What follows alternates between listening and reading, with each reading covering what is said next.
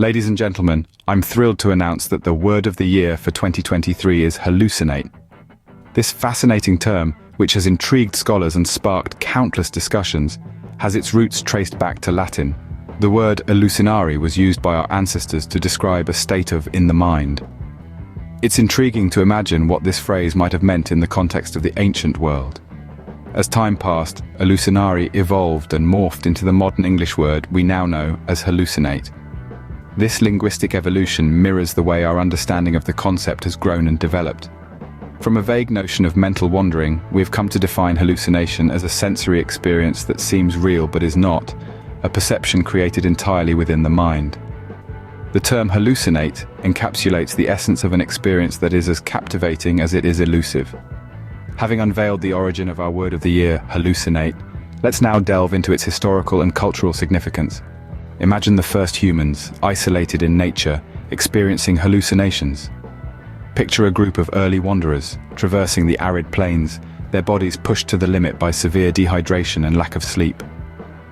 Their parched throats and weary eyes become a gateway to a world previously unseen. As the relentless sun blazes overhead, one by one, they begin to see things that aren't there. A shimmering oasis, a stalking predator, or perhaps ancestral spirits guiding their path. Or let's travel to a lush primeval forest where our ancestors are foraging for sustenance. They stumble upon a peculiar cluster of brightly colored mushrooms. Intrigued and hungry, they partake in this unexpected feast. The result? An explosion of vivid colors, strange sounds, and altered perceptions. A mystical journey that profoundly shapes their understanding of the universe. These hallucinatory experiences, born out of survival and curiosity, might have sparked the first philosophical questions, the first spiritual beliefs. They might have painted the world with a layer of magic and mystery, influencing the development of early human cultures and societies. These hypothetical tales, while fascinating, lead us to an even more intriguing question. When our ancestors hallucinated, or when we hallucinate today, what exactly happens in our brain? Hallucinations, in essence, are a fascinating play of brain chemistry. One might even say they're a grand performance, a spectacle of our neurobiology.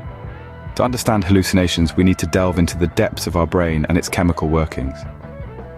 At the center of this brain theater is a molecule called serotonin.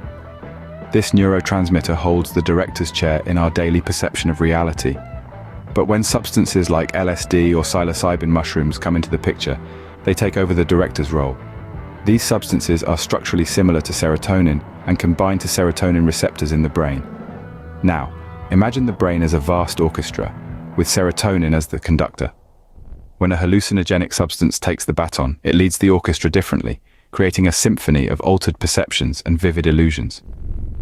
But not all hallucinations are created equal.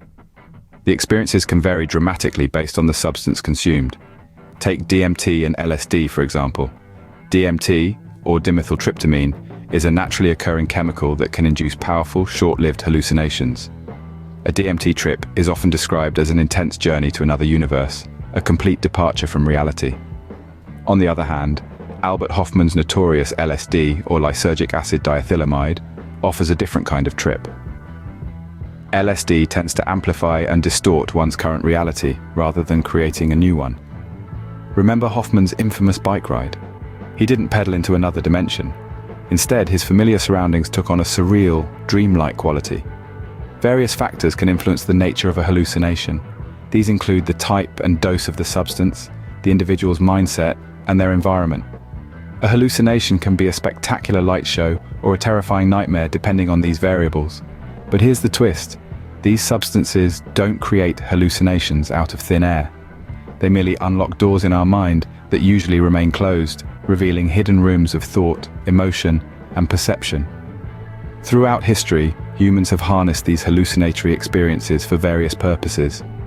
From spiritual enlightenment to therapeutic use and even recreational enjoyment, the allure of these altered states of consciousness continues to captivate us. But remember, like any powerful tool, they should be used with caution and respect. From shamans to therapists, hallucinations have held a significant place in human history. They've been a gateway to the divine, a tool for healing, and a source of entertainment. The spiritual and religious significance of hallucinations is profound. In many cultures, shamans and spiritual leaders have used hallucinogenic substances as a means to commune with the divine, to gain insight or to heal. They believed these altered states could reveal truths hidden from ordinary perception.